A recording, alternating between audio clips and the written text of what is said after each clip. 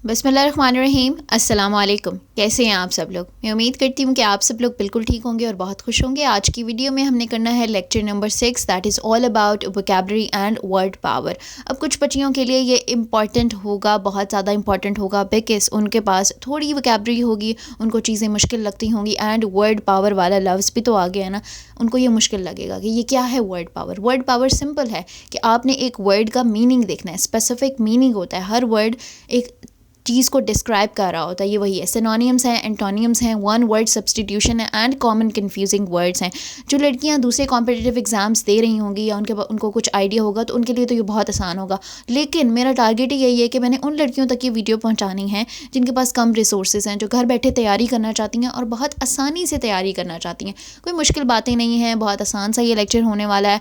Vocabulary बहुत important है PSTF के टेस्ट के अंदर। ये ईजी मार्क्स आपको देती है अगर आपने प्रैक्टिस की हुई होती है।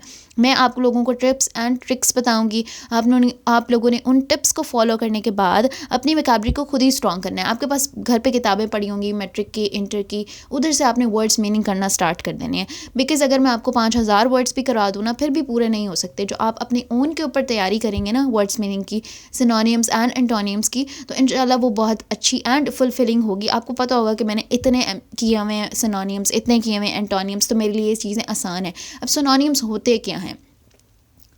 Synonyms are the word with similar meanings. Synonyms जो हैं वो सिमिलर मीनिंग्स के साथ वर्ड्स होती हैं। PSTF के टेस्ट के अंदर किस तरह से हमारा सिनोनिम्स आएंगे, आप लोगों को एक वर्ड दिया जाएगा एंड आप लोगों के पास 4 MCQs होंगे।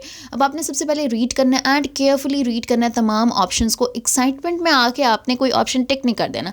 हर क्वेश्चन के हर ऑप्शन को आपने गौर से पढ़ना है, टाइम देना है अपने ऑप्शंस को। Next we have some examples. तो अगर आपके पास आया हुआ है हैप्पी, तो हैप्पी का हमारे पास है जॉयफुल, चेयरफुल एंड सैड। तो सबसे जो करीबी मीनिंग है that is joyful. Happy is joyful. Angry का क्या है? फ्यूरियस, काम एंड कंटेंट। तो हमें पता चल रहा है ना तो काम है ना तो कंटेंट है, तो फ्यूरियस है।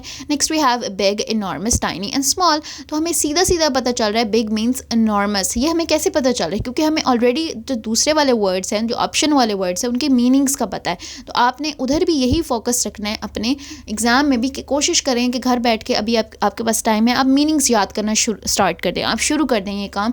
बिकॉज ना सिर्फ आपको PSTF के टेस्ट में ये हेल्प मिलेगी, वैसे भी आपकी वोकैबुलरी इंक्रीज़ होगी। नेक्स्ट भी अगर हम एंटोनिम्स की बात करें ना, तो एंटोनिम्स का मतलब होता है ऑपोजिट, उलट। अब आपके पास एक टिप है कि जो वर्ड्स होते हैं like un, in and dis, अगर ये स्टार्ट में आ गए तो इसका मतलब है ये ऑपोजिट है, ठीक है।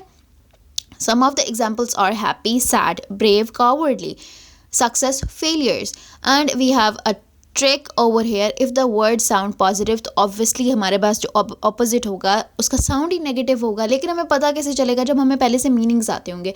तो मैं again आप लोगों से ये बात शेयर कर रही हूँ कि आप लोग अपनी जो पुरानी किताबें हैं इंग्लिश की, उनको पढ़ना स्टार्ट कर दें। आपकी वैसे बहुत अच्छी तैयारी हो जाएगी इंग्लिश की एंड आपको PSTF के टेस्ट में भी बहुत ज़्यादा हेल्प मिलेगी। We have some examples for one word substitution. A person who write books, उसको क्या कहते हैं? उसको ऑथर कहते हैं। इसी तरह आपके पास 4 ऑप्शंस होंगे, आपने उसमें से करेक्ट ऑप्शन को चूज करना है। The person who can not read or write is illiterate and the person who can read or write is illiterate. The study of stars is astronomy. Fear of heights is archophobia. ये आसान से इस तरह आपके पास आए हुए होंगे and आपने वहाँ टेक लगाना है। Next we have some tricks कि look for prefixes and suffixes. तो आपको पता चल जाएगा कि अच्छा प्रीफिक्स है और सफिक्स है, इसका मतलब है they represent something, they are one word substitution for something. कुछ ऐसी कॉमन कन्फ्यूजिंग वर्ड्स होते हैं जो आप लोग फ़ौरन उसमें पैनिक कर जाते हैं कि ओह माय गॉड ये क्या हो गया, अब इसमें क्या लगेगा। सारा टाइम आप लोग उधर ही लगा देंगे। लेकिन आप लोग मेरे चैनल पे आए हुए हैं, आप लोगों को मैं तैयारी करा रही हूँ, तो ये बातें क्यों नहीं बताऊँगी? ये बातें भी मैं आप लोगों को बताऊँगी। एग्जाम्पल है हमारे पास एक्सेप्ट एंड एक्सेप्ट, ठीक है। अब एक्सेप्ट का मतलब और है, एक्सेप्ट का मतलब और है।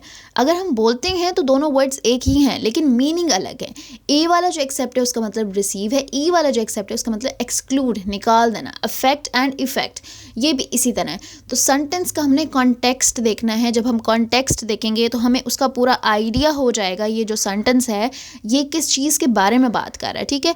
ये कुछ टिप्स एंड ट्रिक्स हैं एग्ज़ाम्स के हवाले से, मैं आपको हर लेक्चर में बताती हूँ। मेरा बताने का मकसद यही रखिए कि कम वक्त में आप तक बहुत ज़्यादा नॉलेज पहुंच सके।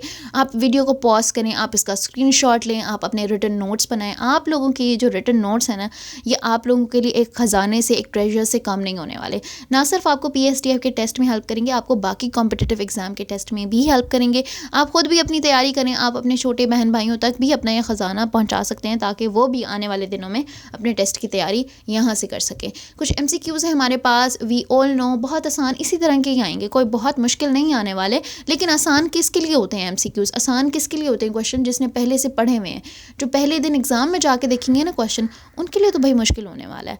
तो आप लोग यहाँ देखेंगे कि यहाँ पर हमारे पास है fair of water, that is hydrophobia. Fair of water, hydrophobia.